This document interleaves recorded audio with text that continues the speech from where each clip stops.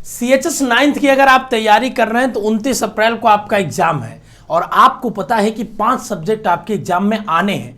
5 subject में से एक बहुत इंपॉर्टेंट सब्जेक्ट है साइंस, जिसके क्वेश्चन आते हैं 20। अगर आप जानना चाहते हो किस चैप्टर से क्वेश्चन आते हैं, पिछले 5-6 सालों में किस चैप्टर से कितना क्वेश्चन आया, पूरा ट्रेंड एनालिसिस, तो इस वीडियो को पूरा देखना, क्योंकि इस वीडियो में हम बात करने वाले हैं CHS 9th के साइंस सब्जेक्ट के सिलेबस और डिटेल्ड ट्रेंड एनालिसिस की। नमस्कार, मेरा नाम है आशुतोष राय और आप सभी का स्वागत है CHS शिक्षा पे। मैं खुद CHS एलुमनाई हूं, मैंने CHS से अपनी पढ़ाई करी है और 7-8 सालों से CHS BHU के लिए बच्चों को गाइड कर रहा हूं। अलग अलग एग्जाम्स के लिए अलग अलग तरीके से बच्चों को गाइड किया और फिर मुझे एक चीज रियलाइज हुई कि CHS एग्जाम में जो क्वेश्चंस पूछे जाते हैं कुछ फिक्स क्राइटेरिया है या फिक्स चैप्टर्स है जहां से रेगुलर सवाल आते हैं। देखो, एक डिटेल्ड सिलेबस तो CHS BHU वालों ने रिलीज नहीं किया है, लेकिन जब हमने 6-7 सालों का पेपर का एनालिसिस किया तो एक सिलेबस हमारे सामने निकल के आया, जिसमें हम आपको एक एक चीज डिटेल में यहां डिस्कस करके आपको समझाएंगे और बताएंगे। सबसे पहली चीज देखिए, आपको हम ये सारे टॉपिक्स के बारे में बताएंगे कि एग्जाम का स्ट्रक्चर क्या है, पैटर्न क्या है, कहां से पढ़े, कैसे पढ़े और क्या क्वेश्चंस इंपॉर्टेंट है, कैसे क्वेश्चंस आते हैं, ये सारी चीजों के बारे में हम बात करने वाले हैं। तो चलिए सबसे पहले शुरू करते हैं सिलेबस से ही। तो देखिए, सिलेबस आपके सामने हमने लिख दिया है। साइंस को देखो 3 पार्ट में बांटा जाता है, फिजिक्स, केमिस्ट्री और बायोलॉजी, लेकिन आपके लेवल पे आप साइंस ही समझो, ठीक है ना। अब साइंस में आपको अगर देखो पढ़ना हुआ तो अगर आप टॉपिक्स वाइज देखोगे तो आपके क्लास 8th की NCERT के टॉपिक से मेजर क्वेश्चंस होते हैं, कुछ 7th की या कह सकते हैं 9th की। जो 7th में किताब चलती है, जो चैप्टर्स आते हैं वही 9th में भी आते हैं। तो 9th और 7th में क्या होता है, थोड़ी बहुत सिमिलरिटी होती है, थोड़ा लेवल बढ़ जाता है। तो आप कह सकते हो कि 8th की NCERT आपके लिए पढ़नी सफिशिएंट है या जरूरी है, और साथ में 9th की NCERT भी आपको पढ़नी है थोड़ी बहुत कहीं कहीं। बट हम टॉपिक वाइज अगर एनालिसिस करके निकालें तो देखो, केमिस्ट्री में carbon and compound, combustion and flame, rock mineral, metal properties, man made material, chemical equation, structure of atom, physical chemical change, acid base salt, ये सारे चैप्टर से सवाल आते हैं, ठीक है। अगर मैं फिजिक्स में बात करूं आपके सामने, बायोलॉजी में, तो cell and cell division, plant growth, human system, nutrition, human health, disease, ecology, pest and pest control से आते हैं। इसमें हमने सारे 7-8 जिससे एक सवाल आए वो टॉपिक भी इंक्लूड कर लिया है, ठीक है ना। ये सिलेबस है या ये टॉपिक है जिनको आपको पढ़ने की जरूरत है, ठीक है। अब इन टॉपिक्स को हम कई बार मिक्स करके पढ़ते हैं, कई बार साथ में। अब फिजिक्स में अगर बात कर ले तो देखो, हीट के बारे में आपको सबसे पढ़ना है, कंडक्शन, कन्वेक्शन और रेडिएशन के बारे में। फिर टाइम एंड मोशन के बारे में, मोशन की कैसे होता है, first law of motion, second law of motion, ऐसे पढ़ना है, ठीक है ना। करंट एंड इट्स इफेक्ट के बारे में पढ़ना है, लाइट के बारे में पढ़ना है, फोर्स के बारे में पढ़ना है, फ्रिक्शन के बारे में पढ़ना है। बहुत बेसिक सवाल, ऐसा नहीं बहुत डिटेल में पढ़ना है, आपको 8th लेवल तक का ही पढ़ना है, लेकिन ये टॉपिक से सवाल आते हैं। साउंड के बारे में आपको पढ़ना है, केमिकल इफेक्ट ऑफ करंट के बारे में पढ़ना है आपको, मैग्नेटिज्म और सोलर सिस्टम के बारे में पढ़ना है कि कौन सा सूर्य के नजदीक है, कौन हॉटेस्ट है, किसके पास कौन सा मून है, ऐसे सारे बहुत सारे सवाल आते हैं।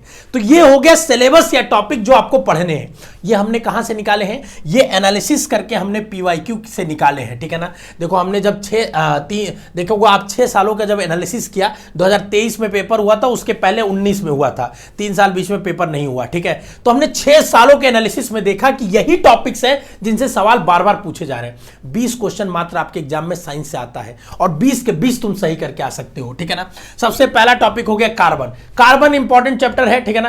कार्बन से आपको क्या बोलते हैं, एक सवाल अक्सर ही आ जाता है, ठीक है ना। एलोट्रॉप, डायमंड या किसी न किसी चीज से रिलेटेड आ जाता है। फिर कंबशन एंड फ्लेम हो गया, फिर आप रॉक से रिलेटेड आ जाता है, कार्बन, इसमें भी कोयला आ जाता है, कोल से रिलेटेड आ जाता है, बिटुमिनस, पीट, ये सारी चीजें सवाल आ जाती हैं। फिर मेटल से आ जाता है, फिर मैन मेड मटेरियल मतलब फाइबर से क्वेश्चंस आया है। हालांकि देखो, इसमें कोई क्वेश्चंस आया नहीं है डायरेक्टली, बट ये चैप्टर्स भी आपको पढ़ना चाहिए, ठीक है, क्योंकि इनडायरेक्टली इससे सवाल कहीं ना कहीं आया है। फिर केमिकल इक्वेशन से सवाल आ जाता है, फिजिकल एंड केमिकल प्रोसेस में ये चैप्टर पढ़ते हम लोग। फिर स्ट्रक्चर ऑफ एटम हो गया, और फिर फिजिकल एंड केमिकल चेंज और एसिड बेसिड सॉल्ट। ये तीनों चारों चैप्टर केमिस्ट्री के बहुत इंपॉर्टेंट है और इनसे लगभग 8 सवाल आ जाते हैं। तो आपके लिए अगर देखा जाए तो केमिस्ट्री बहुत इंपॉर्टेंट है, केमिस्ट्री पे वेटेज आपको देना चाहिए, ठीक है ना। फिर अगर फिजिक्स में आ जाए या बायोलॉजी, फिजिक्स में बात करें आपके सामने, तो देखिए ये सारे चैप्टर्स हैं जिनसे सवाल आए हैं, अगर आप देखना चाहते हो तो, ठीक है। पर इसमें इंपॉर्टेंट देखिए फोर्स एंड प्रेशर है, फोर्स की यूनिट्स, ये सारी चीजों से सवाल आए, फोर्स के फॉर्मूले, प्रेशर के फॉर्मूले, इनसे सवाल आए। और एक एक सवाल आपके फ्रिक्शन से, कभी मैग्नेटिज्म से, कभी साउंड से, इन सब से आया है सवाल, ठीक है। अगर मैं बायोलॉजी में बात करूं तो देखिए बायोलॉजी आपके लिए जो इंपॉर्टेंट होने वाला है, प्लांट ग्रोथ एंड रिप्रोडक्शन से सवाल आया है, ठीक है ना। उसके बाद आपका ह्यूमन सिस्टम से, skeletal system, reproduction, excretory system, कोई ना कोई से सवाल आ गया है, ठीक है। उसके बाद ह्यूमन डिजीज से सवाल आया है, ठीक है ना, कि कई सारी जेनेटिकल डिजीज होती है, अनुवांशिक की रोग होते हैं, कई सारे कंटेजियस डिजीज होते हैं, छींकने से फैल जाता है, बैक्टीरियल डिजीज, कौन सा वायरल डिजीज है, विषाणु जनित और कीटाणु जनित कौन से रोग हैं, ऐसे ऐसे सवाल बहुत सारे आए हैं, ठीक है ना। फिर उसके बाद इकोलॉजी से सवाल है और सेल डिवीजन से सवाल है, ठीक है ना, कि सेल कैसे डिवाइड करता है उसके बारे में सवाल है, ठीक है। अब देखिए कैसे सवाल आए, एक आध दो सवाल, जैसे देखिए फोर्स से हमने बोला ना एसआई यूनिट पूछ दिया, ठीक है ना। अब आपको फोर्स की दोनों यूनिट आनी चाहिए, न्यूटन होती है और डाइन होती है, न्यूटन से डाइन का कन्वर्जन आना चाहिए, ये सारी चीजें आपको आनी चाहिए, ठीक है ना। अब जैसे देखिए आपको उसमें 4 बार ये क्वेश्चन आया है, ठीक है ना, कि किसी भी टेडपोल को एडल्ट फ्रॉग में जाता है, देख रहे हैं, बहुत इंपॉर्टेंट सवाल है, ठीक है।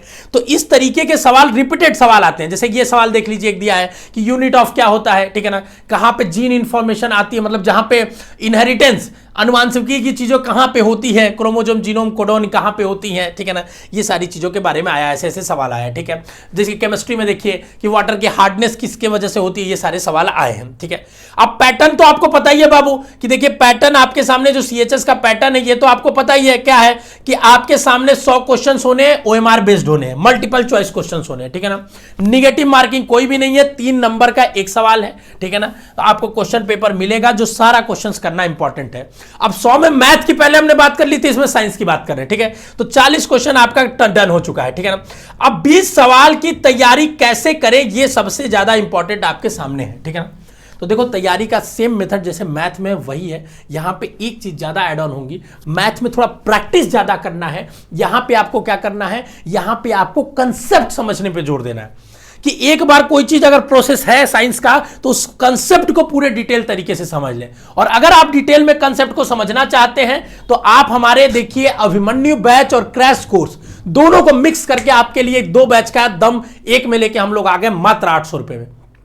इसमें डिटेल में पूरा थ्योरी हम लोग समझाते हैं, डिस्क्रिप्शन में लिंक दिया है बेसिक शिक्षा ऐप का, जाइए वहां से डाउनलोड करिए और जाके वहां पे मात्र 800 रुपए में अपनी पूरी कोर्स की तैयारी 5 सब्जेक्ट की कर सकते हैं, with questions and test series वगैरह सब कुछ उसमें इंक्लूडेड है। तो आप एक बार जरूर जाइए, क्योंकि हमारा सिलेक्शन है बच्चों जो बोलता है, हमने 22 सिलेक्शन लास्ट ईयर दिया था और 22 सिलेक्शन इस बार इससे ज्यादा ही सिलेक्शन देंगे, उसमें आपका भी नाम होगा। ये सारे फीचर्स हैं जो हम अपने ऑफलाइन क्लासेस में भी देते हैं। तो अगर ऑफलाइन आके आप पढ़ना चाहते हो या घर बैठ के पढ़ना चाहते हो तो मात्र 800 रुपए में आप पढ़ सकते हैं।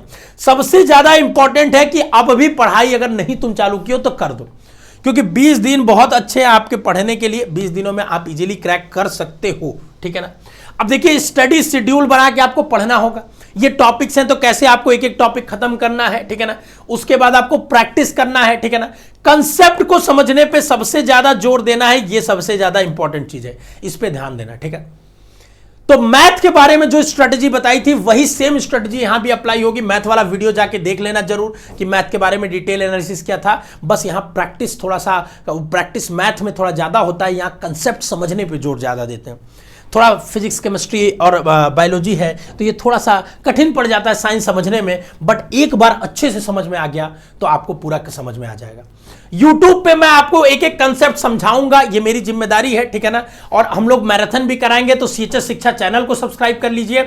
अगर डिटेल में सिस्टमेटिक पूरा पढ़ना चाहते हैं एक सिलेबस के साथ, 2 बैच डिटेल में दिया है, अभिमन्यु बैच में, क्रैश कोर्स में हम लोग फास्ट ट्रैक तरीके से पढ़ा रहे हैं, तो आप हमारा बैच ज्वाइन कर सकते हैं जो मात्र 800 रुपए में है, ठीक है ना। आप ज्वाइन करिए और अपना सीएचएस की तैयारी में एक स्टेप आगे बढ़ जाइए, अपने आप को और ज्यादा इंप्रूव कर लीजिए, ठीक है। तो ये रही आपके बारे में सीएचएस की पूरी डिटेल नॉलेज। अगर कोई मन में सवाल हो तो आप छोड़ जाइए, बाकी नंबर यहां दिया हुआ है, इस नंबर पे आप कॉल कर सकते हैं, दोनों नंबर पे, या इस पे व्हाट्सएप कर सकते हैं, किसी भी तरह की रिक्वायरमेंट हो तो आपको, ठीक है ना। कि आपको बैच के बारे में जानना हो, कैसे तैयारी करें, एक बैच को कैसे जुड़े, तो इस नंबर पे कॉल कर लीजिएगा। बाकी अगर मन में कोई डाउट है तो कमेंट बॉक्स छोड़ जाइएगा और एनालिसिस देख के मजा आया कि नहीं बता जाइएगा, और नेक्स्ट कौन सा सब्जेक्ट लेके आए वो भी कमेंट कर दीजिएगा। All the best, love you बच्चों।